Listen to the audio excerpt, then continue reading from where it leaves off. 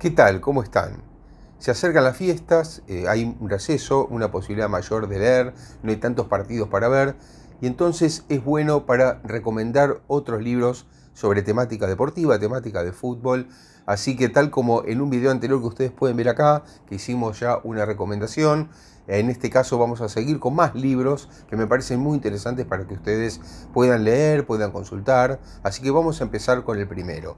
Me voy a referir a Mis futbolistas y yo. Este es un libro del gran ex jugador holandés, ya fallecido lamentablemente, Johan Cruyff. Es un libro sensacional. Yo creo que es uno de los libros que casi consideraría clásicos para leer sobre conceptos de fútbol. Es un libro conceptual. Johan Cruyff era un tipo muy conceptual, tanto como jugador, pero especialmente después como entrenador. Fíjense que se da un caso de los pocos que existen de haber sido un gran jugador y un gran entrenador. Fíjense que no es habitual que ocurra que un ex jugador que haya sido gran jugador después fue gran técnico también.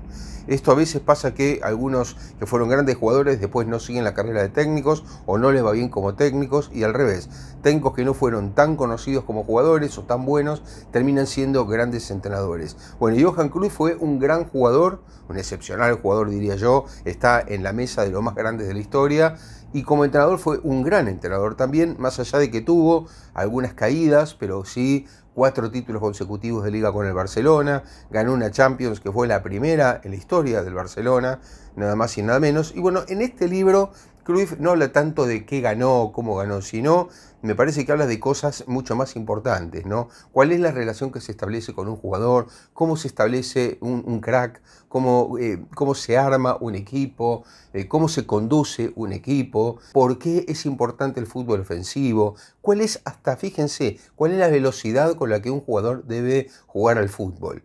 ¿Por qué él dice esto? Porque Cruyff vino a hacer una especie de renovación del fútbol, tanto como jugador, que en los años 60 venía de ser mucho más duro, y con él Holanda y el Ajax que él manejó en esos tiempos y que él condujo, fueron equipos revolucionarios en ese sentido, ultra ofensivos diría yo. Y bueno, lo mismo pasa ahora como entrenador cuando él escribe este libro. Después va a tener más libros que escribió, pero este es el fundacional, el más importante, Mis futbolistas y yo.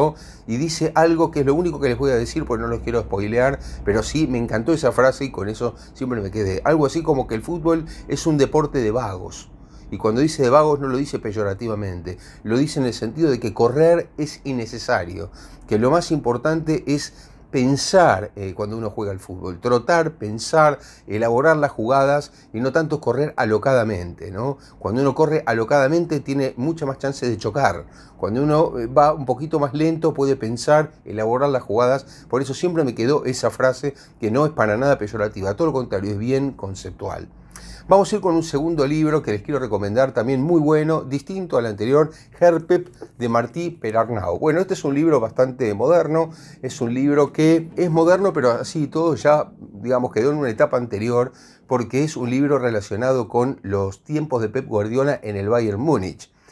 Antes les comentaba lo de Cruyff y la revolución que generó con Holanda en la época de Rinus Michels, que era el entrenador de él, y después lo que hizo él mismo con el Barcelona. Bueno, acá Herpep es un libro en el que Martí Perarnau, un reconocidísimo periodista de una larga trayectoria, consiguió algo bastante difícil de conseguir, especialmente quienes conocen a Pep Guardiola lo pueden certificar. ¿Por qué digo esto? Porque Guardiola casi no da entrevistas durante los tiempos que es entrenador.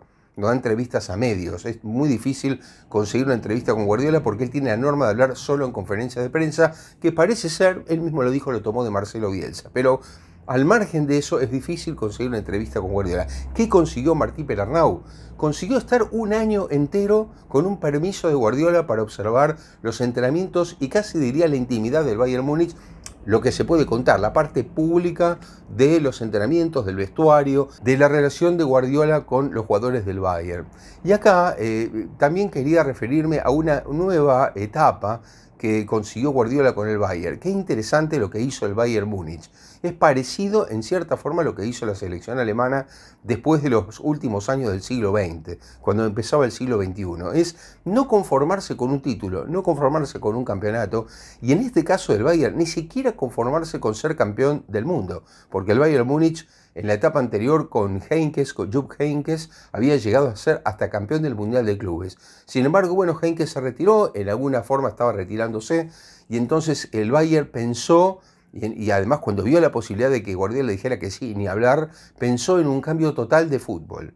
Es decir, ya no solamente un equipo que arrasaba con los títulos, sino jugar bien al fútbol, cambiar la manera de jugar, empezar a tener un fútbol de toque, un fútbol más atildado, más lindo, más espectacular. También creo que ayudó mucho a la Bundesliga, a la liga alemana, este cambio conceptual que generó Guardiola, que estuvo 3 temporadas en el Bayern Múnich, no consiguió una Champions League en esas 3 temporadas que fueron, recuerden ustedes, el siguiente trabajo que tuvo Guardiola después del Barça, ¿no? Después de aquel éxito rotundo que tuvo en el Barcelona en esas temporadas, en esas 4 temporadas, se tomó un año sabático. Y el libro comienza un poco, tampoco los quiero spoilear, solo les voy a contar que existe un muy interesante diálogo que hay en un restaurante en Nueva York entre Pep Guardiola y Garry Kasparov, el gran ex campeón mundial de ajedrez, ¿no? El genio de Bakú. Bueno, Guardiola se hizo muy amigo de Kasparov y le pregunta cosas a Kasparov muy interesantes sobre el éxito, sobre el deporte, sobre el descanso, sobre los momentos claves en una partida o en un partido de fútbol. Bueno, les recomiendo muchísimo este libro que ausculta al Bayern Múnich, ausculta mucho la personalidad, la manera de pensar de Pep Guardiola en ese tiempo previo a lo que después fue el Manchester City. Vamos a ir a un tercero y último libro que les quiero recomendar. Esto es especial atención, le pido que presten los de habla portuguesa, ¿no? Especialmente los brasileños, los portugueses, pero especialmente los brasileños y todo aquel que esté interesado en la corrupción en el fútbol sudamericano. Este libro se llama O Delator, de Alan de Abreu y Carlos Petrosilo. Dos muy buenos periodistas, interesantísimos periodistas brasileños a los que tuve el gusto de conocer y de tratar. Y ellos escribieron este libro sobre uno de los personajes claves del FIFA Gate y, por qué no, del fútbol brasileño, de la economía del fútbol brasileño, de los derechos de televisión en Brasil, que es José Águila. Qué cosa extraña, ¿no? Argentina tuvo a Carlos Ávila y en el mismo tiempo Brasil tuvo a José Águila. Qué parecidos los nombres, los apellidos.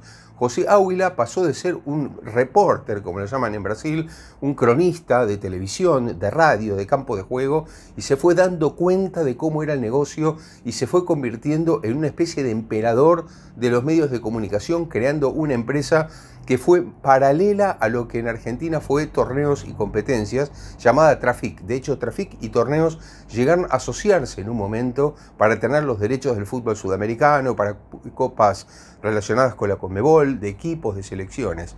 Bueno, en este libro se va a hablar mucho de ese tránsito de José Águila desde reporter hasta los tiempos de emperador y los casos de corrupción en los que estuvo involucrado, su relación, por ejemplo, con Pelé, su relación con Ricardo Teixeira, que era el yerno de João Havelange y que tuvo un poder tremendo en Brasil. Bueno, yo le recomiendo muchísimo este libro porque trae muchísimas cosas que no se conocen sobre José Águila y además aquellos que pueden entender portugués, aunque no sean brasileños, me parece muy interesante si lo pueden conseguir.